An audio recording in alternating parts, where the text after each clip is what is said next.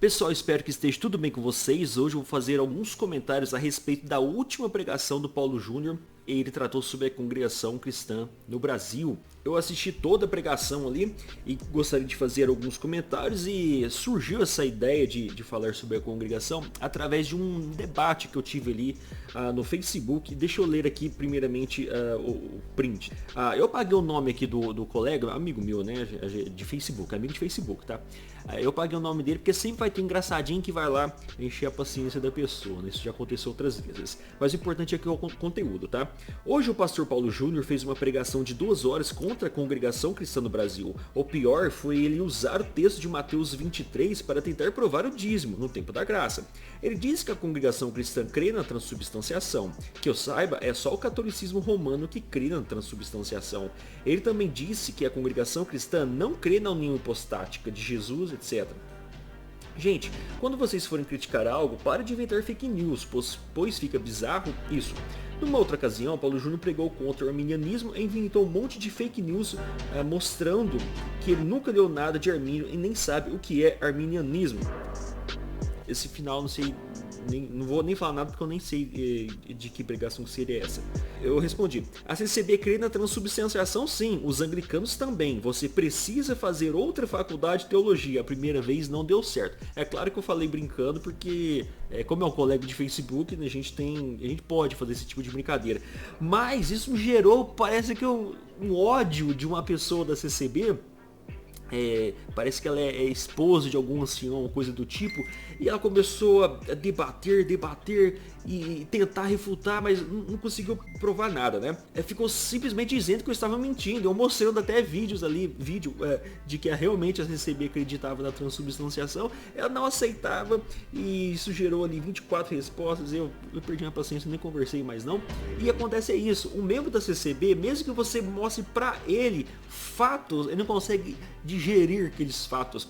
E o Paulo Júnior, ele começa a mensagem, deixa eu, antes de qualquer coisa, fazer uma crítica ao Paulo Júnior pelo tamanho da pregação, gente.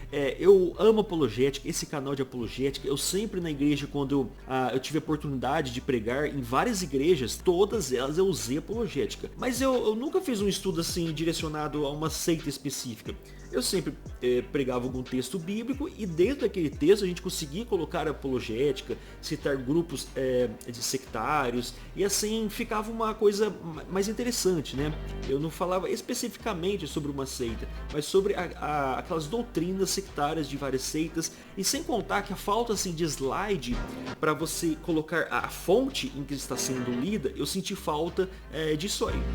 Bom, mas isso aí é apenas a minha opinião. Em minha opinião não pode ser a regra, né? A opinião, cada um tem a sua. Mas tudo bem, eu senti falta realmente de um slide mostrando ali o que ele estava lendo como fonte, para justamente evitar esse foi fake news.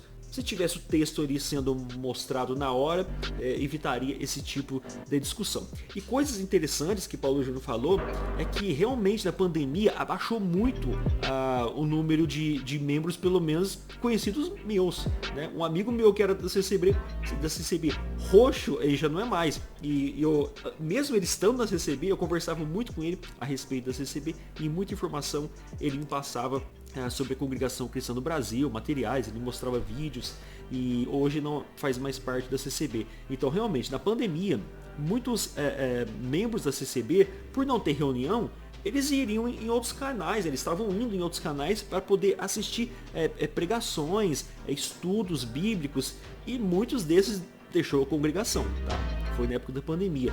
E nesse período a CCB teve que se virar nos 30 e colocar ali pessoas para pregarem, darem a mensagem, isso online, coisa que eles sempre foram contra. O uso da tecnologia para a congregação cristã no Brasil, falando de internet, era um absurdo. Eles nunca cogitaram de usar a internet para poder fazer pregação. Aliás, revistas, jornais, livretos, eles nunca produziram.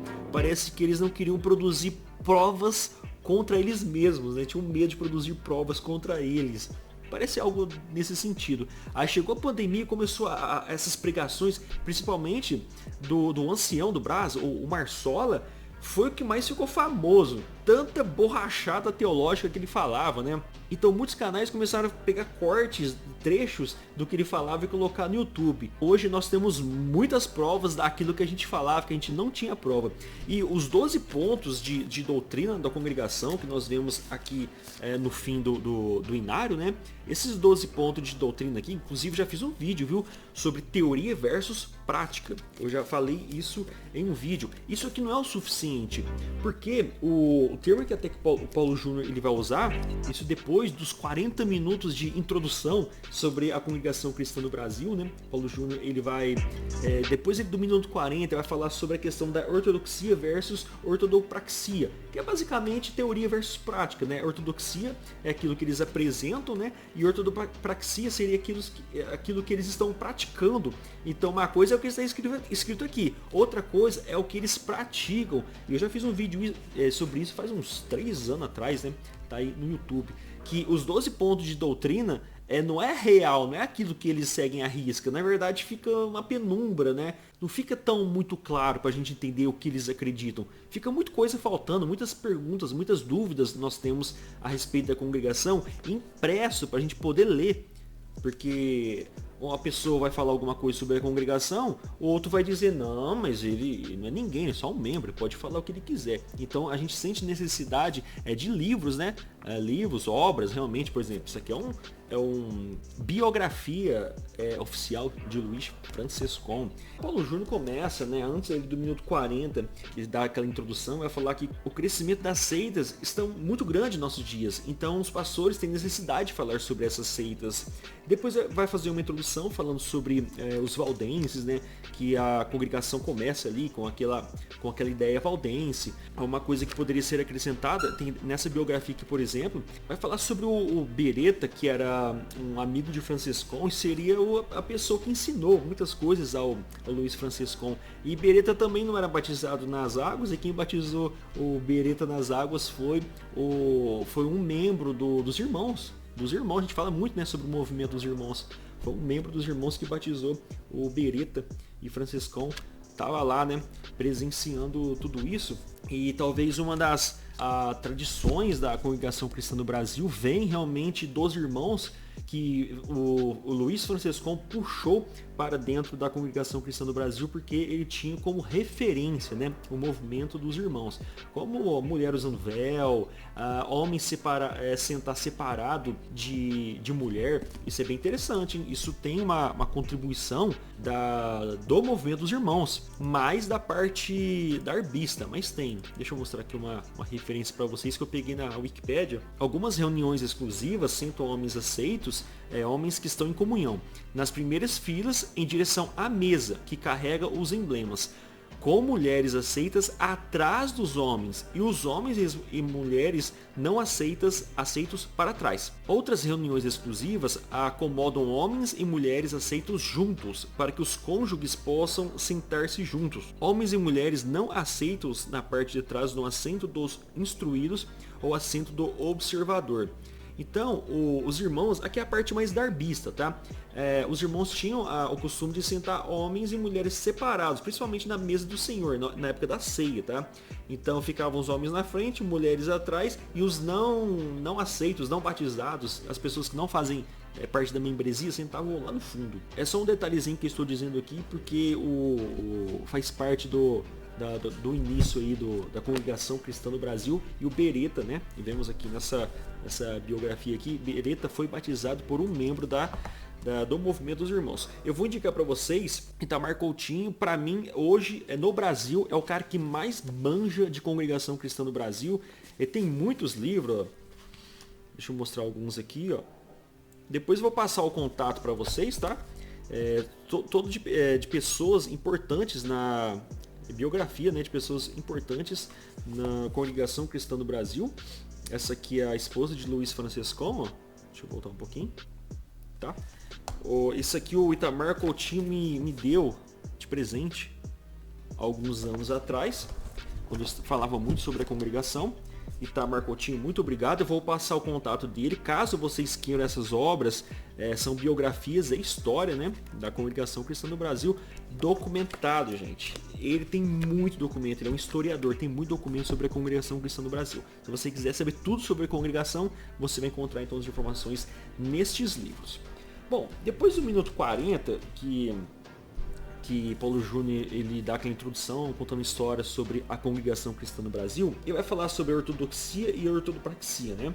Usando os 12 pontos de doutrina. Ou seja, os 12 pontos de doutrina pregam uma coisa, mas na prática a gente não entende, porque não tem muito documento. Eles não documentam as heresias deles, né? Eles simplesmente põem 12 pontos de doutrina e você não tem como provar em livros aquilo que eles vão pregar, aquilo que eles acreditam, na verdade. Só que tem, né, um livro de mensagens, e a base da pregação do Paulo Júnior é através desse livro de mensagens, das reuniões de 1936 a 1948. Ele usa então o livro de mensagens para poder dar essas informações. Eles tiveram então essas reuniões e pegou ali alguns tópicos e colocou então nesse livro de mensagens. E eu até baixei um aqui, que ele é o livro de mensagens, chamado Histórico e Mensagens. Parece que é 2 em 1 aqui, tá certo? Então assim, tem pouquíssimos documentos, a gente precisa de garimpar na internet algumas coisas para a gente poder tirar informação sobre a Congregação Cristã no Brasil. Então ele vai falar sobre o batismo em nome do Senhor Jesus. Então o batismo é assim, em nome do Senhor Jesus te batizo, em nome do Pai, do Filho e do Espírito Santo. Mateus 28. O próprio batismo na congregação já é estranho, porque é em nome de Jesus te batizo, em nome do Pai, do Filho e do Espírito Santo. Essa foi a parte que a união hipostática da congregação, ela é meio esquisita. Até mesmo no livro de mensagens, quando a gente vai ver sobre a pessoa de Cristo, eles fazem uma separação de Jesus homem e de Jesus divino. Essa união hipostática das duas naturezas de Cristo estarem juntas, sempre ligadas, parece que eles vão desfazendo quando você faz a leitura ali do texto. Aqui fica parecendo realmente que Jesus ele tem duas naturezas juntas, mas dá essa impressão que a natureza deles são separadas. A gente vê como exemplo o batismo, em nome de Jesus te batizo, em nome do Pai, do Filho e do Espírito Santo. Então tem 2 Jesus ali, né?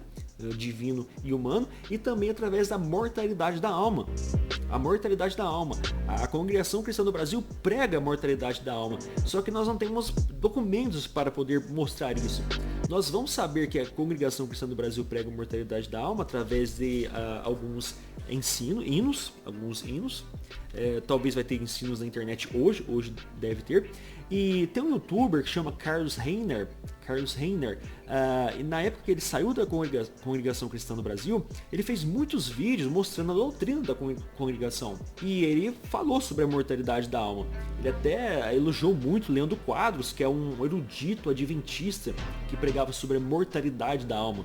Então, com muito respeito e reverência, ele respondeu ali alguns comentários do Leandro Quadros, dando parabéns ao Leandro Quadros, mortalista. E Carlos Reiner, ele acreditava também na mortalidade da alma e disse claramente que a Congregação Cristã do Brasil também ensinava a mortalidade da alma. A mortalidade da alma vai ferir a divindade de Cristo, porque Jesus morre, depois de 3 dias ele ressuscita. Se a mortalidade da alma é real, então Jesus ele morreu por 3 dias. Logo, Deus morre por 3 dias. A terceira pessoa da Trindade morre por 3 dias. Por isso que cremos que a Congregação Cristã do Brasil não crê na união hipostática, não acredita que existe Jesus divino e Jesus humano juntos. Eles desfazem dessa união e colocam Jesus como o sacrifício morto por 3 dias ali e simplesmente desapareceu. Mortalidade da alma. Depois ele ressuscita, então volta a viver. Por 3 dias perdemos ali o nosso Deus. Essa confusão não é culpa da gente não entender muito bem a congregação, é culpa deles não ensinar isso muito bem. Os próprios membros não sabem explicar essas coisas. Eles não têm livros, eles não têm apostilas, não têm estudos e os membros não vão saber explicar essas coisas. Se você colocar 5 membros da congregação para falar sobre esse tópico, os 5 membros vão falar, cada um vai falar uma coisa diferente, tá certo? Paulo Júnior vai dizer também sobre a questão do exclusivismo, né? Eles que estão na obra, né? A obra do Senhor é a congregação, é a graça maravilhosa. A graça maravilhosa é a congregação. A partir do momento que você sai da graça maravilhosa, que é a congregação, e vai participar de uma seita, nesse momento você pode até ter perdido a sua salvação. Não é nem a comunhão, mas a salvação. Um breve corte aqui, amigos, para eu pedir para vocês se inscreverem no canal, curte esse vídeo, compartilhe, por favor. O YouTube não está entregando os nossos vídeos, então preciso da colaboração de vocês para dar engajamento e continuar com o nosso trabalho. Vamos voltar ao vídeo. E tem essa parte aqui, ó, da comunhão com os infiéis, que é a parte do casamento, do matrimônio. De forma nenhuma a Congregação Cristã no Brasil, a CCB, vai aceitar um membro casando com uma pessoa ou descrente ou pessoa de outra igreja. Eles não aceitam, eles são rechaçados totalmente, eles são desprezados. A partir do momento que uma pessoa da congregação casa com um batista, por exemplo, a pessoa é excluída ali de tudo. Ah, mas eu conheço uma pessoa que não foi excluída. Mas geralmente é assim, a regra é, eles são excluídos. Ou os irmãos vão excluir por vontade própria, ou realmente vai ser excluído ali dos seus afazeres, dos seus dons ali nas reuniões principais. Aí temos aqui esse print que eu tirei do livro. Esse livro é o Histórico e Mensagens, página 22, né, 23. A palavra de Deus não admite sociedade com infiéis em negócios desta vida, nem tampouco em laços matrimoniais. É obrigação do ancião ou cooperador apresentar com cuidado essa exortação feita à Igreja de Deus, a fim de evitar uma ruptura no perfeito plano de Deus. Nos enlaces matrimoniais se apresentam casos que devem ser julgados pelos pais quando tem filhos que não são crentes.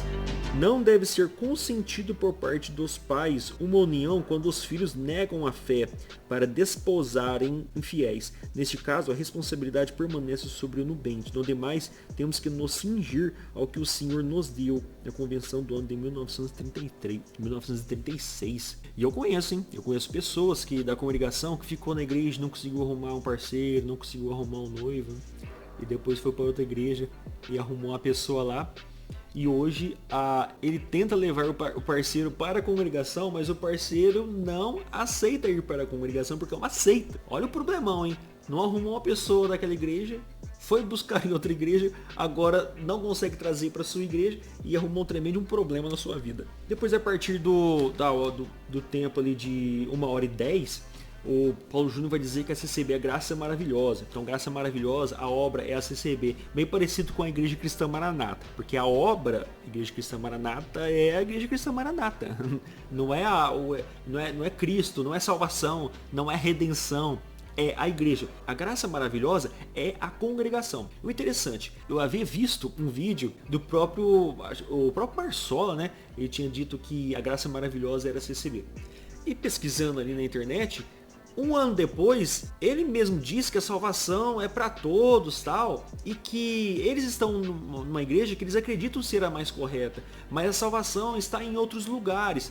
Por quê? Isso acontece porque eu acho que eles não tinham costume com a internet e não sabiam que essas palavras deles iam andar no Brasil inteiro muito rápido, como um rastilho de pólvora, né? E todo mundo vendo aquelas besteiras que eles estavam dizendo. Então, por exemplo, tem um vídeo ele pedindo oferta, sabe? Pedindo oferta, pedindo dinheiro. Depois a gente vai ver outro vídeo ele dizendo que Deus mantém a sua obra.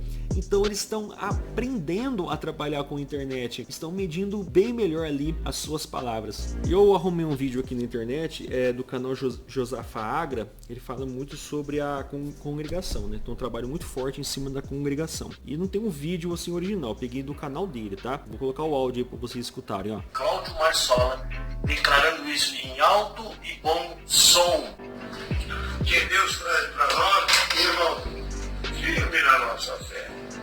Nós não estamos aqui só por religião. Congregação não é religião, é a graça. Congregação não é religião. A graça de Deus. Congregação não é religião, congregação é a graça de Deus. Congregação não é religião. Por que religião? Porque eles chamam as outras denominações de religião, né? Mas congregação é a graça de Deus, ele disse aqui nesse vídeo. Esse quem disse foi o Marsola, né? Ele é um ancião, acho que ele é presidente também do Brás, né? Ele é alto escalão, tá? Não estamos falando sobre um membro qualquer, estamos falando sobre o alto escalão. A congregação não é uma religião. como Assembleia de Deus, como Igreja Batista, como Igreja Presbiteriana. A congregação é a graça de Deus. E depois eu vi um vídeo dele dizendo que não, que em outros lugares também tem a salvação e tal. Congregação, eles acham que é a igreja assim mais bíblica, a igreja assim mais próximo da era apostólica, desfaz o que falou. Por quê? Porque a pregação da congregação, acho que eles não imaginavam que ia ter um monte de olheiro, né, de ex-membros preparados para poder provar que a congregação é uma igreja falsa, né, e desmentir o que eles dizem. Nós não temos documento para poder ficar falando as coisas, mas depois da pandemia, por causa das lives, agora temos. Depois ali de 1h15 vai falar sobre pecado de morte. O pecado de morte também, cada hora foi uma coisa. O pecado de morte já foi adultério, o pecado de morte foi blasfêmia contra o Espírito Santo. E aqui no livro Histórica e Mensagens, estava lendo agora mesmo, sobre o pecado. Por maior que seja o pecado cometido antes de receber o Senhor, se a pessoa crer em Jesus Cristo e aceitá-lo, ser-lhe-á perdoado. Amém. Qualquer pecado é perdoado, né? Antes de crer em Jesus, você estava no tempo da ignorância. O pecado cometido após haver aceito o Senhor deve ser julgado pela igreja, sempre de acordo à palavra de Deus, a não ser o pecado de morte. O que é o pecado de morte? Um desses pecados de morte, plural, né? Um desses pecados de morte é o que é cometido por aqueles que se levantam contra a obra do Espírito Santo. O poder de conservar salvos em Cristo Jesus é a graça de Deus, que não nos pôde faltar, se a Ele clamarmos com fé, quando provados pelo inimigo do bem. A graça de Deus não é Jesus, tá? Não é salvação. Também, mas a graça de Deus é a congregação, porque é atrelado a igreja, a congregação, com a salvação em Cristo. É junto, você não pode separar. Essa aqui é uma tremenda de uma união hipostática. A graça de Jesus com a igreja, com a congregação, com o templo também, tá? Então, um desses pecados de morte é o que é cometido por aqueles que se levantam contra a obra do Espírito Santo. A obra do Espírito Santo, gente, é atrelado com a graça maravilhosa que é a igreja. Sempre foi assim. O próprio Marçal disse que a congregação não é religião, é a graça de Deus. A obra de Deus é a congregação. Então você ir contra a congregação já é um pecado de morte. Por isso que o membro tem medo de criticar a própria igreja. O membro não gosta, tem medo, tem receio de criticar a congregação. Então eles sempre ficam quietos e aceitam tudo que está acontecendo. Então, pecado de morte já foram várias coisas, como adultério, blasfêmia contra o Espírito Santo, criticar os dons, né, da igreja e também criticar a própria igreja. E o minuto em 26, a transubstanciação, né, que é o tópico de reunião de 1961, a oração e pelo pão e o cálice, né, a Santa Ceia. É essa parte aqui em que gerou aquele debate lá no Facebook. O que acontece é que realmente eles oram pelo pão e pelo vinho, né, pelo suco de uva, pelo vinho, vinho mesmo. E depois que é comido a ceia, eles enterram então no jardim da congregação. Que eu saiba, toda a congregação tem um pequeno jardim, alguma coisa, e eles enterram ali esse vinho e esse pão. Bom, voltando aqui, a gente vai precisar de ter alguém para falar, alguém que é da congregação, para falar sobre isso, né? Porque não tem nada assim bem documentado, embora tenha ali a oração pelo pão e cálice nesse tópico de reunião de 1961, o Paulo Júnior vem citar. Eu tenho aqui o vídeo do próprio Carlos Reinhard. E agora o que acontece? Ele vai fazer um vídeo sobre o tema, o vídeo chama Por que a CCB enterra as sobras? Deixa eu virar aqui, por que a CCB enterra as sobras da Santa Ceia? Por que a CCB enterra as sobras da Santa Ceia? Esse é o vídeo do Carlos Reinhard. E lembrando que ele está falando sobre as doutrinas da congregação. E nos comentários a gente vai ver também as pessoas concordando com isso. O costume de enterrar os emblemas da ceia do Senhor, o pão e o vinho. Bom, na verdade eles enterram porque acreditam que na hora em que o pão e o vinho são apresentados a Deus em oração, eles se tornam literalmente o corpo e o sangue de Cristo. Na inocência do ministério da congregação cristã no Brasil, eles, sem saber, acreditam na transubstanciação, que é uma crença proveniente da Igreja Católica Romana. A transubstanciação, ela se resume que por ocasião da consagração da... Tá ótimo, né, gente? Então o que acontece? Ele está simplesmente falando o que ele escutou, o que ele ouviu e o que ele pregou na congregação por muitos anos. Ele está falando sobre essa crença da congregação cristã no Brasil, que no comentário a moça disse que é mentira, que é fake news. Sendo que eu já vi vídeos de esparramado de WhatsApp de irmãos da congregação realmente jogando pão, vinho ali, enterrando, fazendo um velório para o pão e o vinho, porque é o corpo e sangue de Cristo. Então realmente a CCB crê sim na transubstanciação. E continuando aqui, em 1 minuto e 25 vai falar sobre o dízimo, né? Que a gente já falou tanto vídeo sobre dízimo que eu nem vou entrar muito nesse assunto não. Tem muitos vídeos aqui no canal sobre dízimo, tá? Os membros da congregação, né, eles chamam os pastores que pedem dízimo, chamam de ladrão, porque não tem dízimo no Novo Testamento, tá? Eu separei aqui alguns trechos do próprio Marsola pedindo dinheiro sim. Tem um vídeo aqui, eu vou deixar na descrição esses vídeos, tá? Tem um vídeo aqui que vai falar sobre para ficar rico tem que investir em Deus, tá? E tem outro vídeo aqui que realmente ele tá pedindo dinheiro mesmo, tá? Oferta. O próprio Marsola, que é ancião da igreja, tá? Não é membro não, ele é um ancião da igreja, ele pregou sobre ofertas. Queremos saber a sua opinião sobre esse assunto.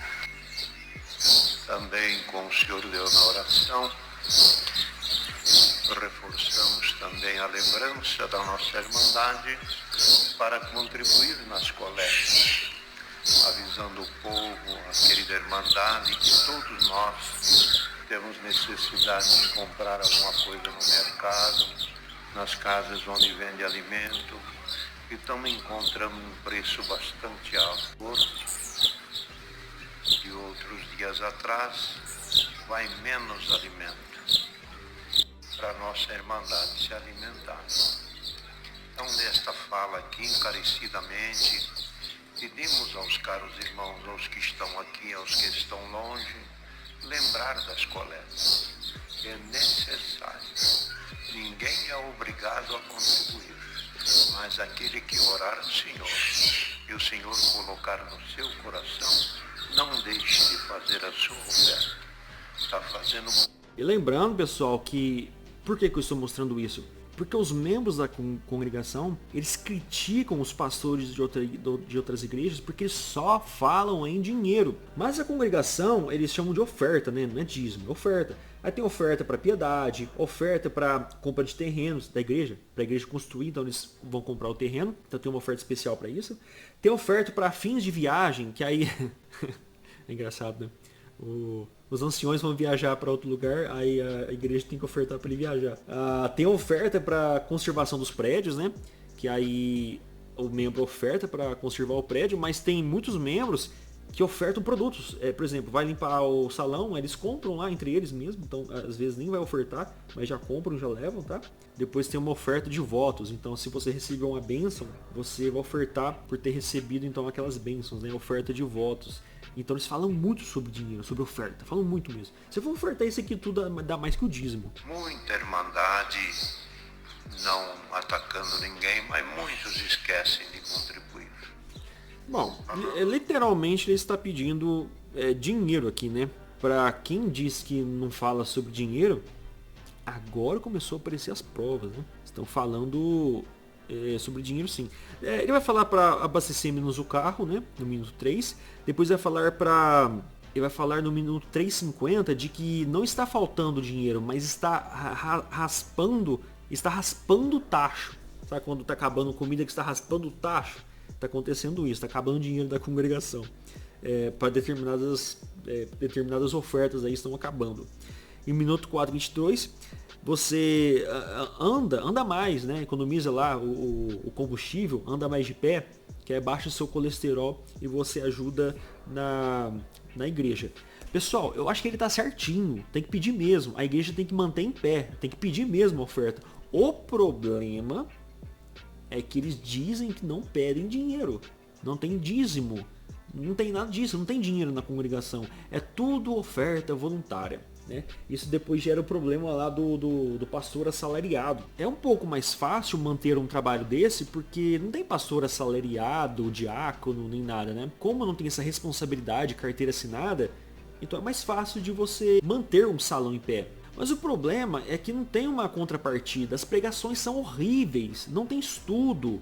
Você entra na igreja para aprender a Bíblia, sai todo espirituoso, mas sem conhecimento bíblico. Se não é um membro ralar sozinho em casa, na internet, assistindo os vídeos do Augusto Nicodemos, lendo comentários do William MacDonald, de William Barclay, Matthew Henry, a pessoa não tem conhecimento bíblico não, tá? A pessoa tem que estudar sozinho, porque na igreja não aprende.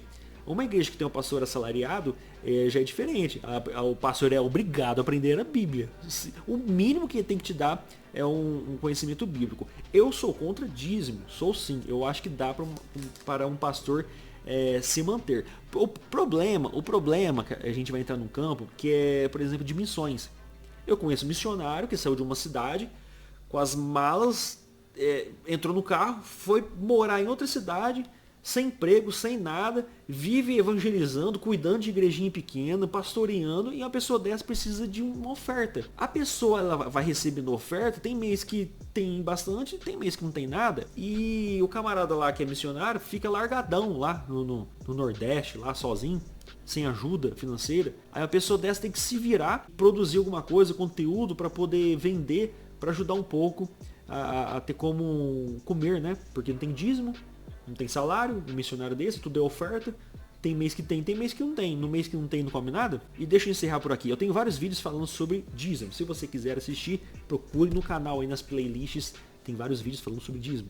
Bom, então é isso. Falei bastante aqui sobre a congregação cristã no Brasil. Eu espero que vocês tenham gostado. Compartilhe esse vídeo, pessoal, para vocês me ajudarem. Eu preciso que vocês compartilhem, eu preciso que vocês comentem para dar engajamento. Os vídeos não estão tendo visualizações. O YouTube tá dando mais bola, valor, tá dando mais crédito para as dancinhas dos shorts. E a gente tá ficando para trás, tá? Então, por favor, para continuar esse trabalho, já que eu não ganho nada, você pode então curtir, comentar, compartilhar ou me mande uma oferta. Já que você não quer mandar oferta, então contribua dessa forma. Compartilhe, por favor, esse vídeo com seus amigos.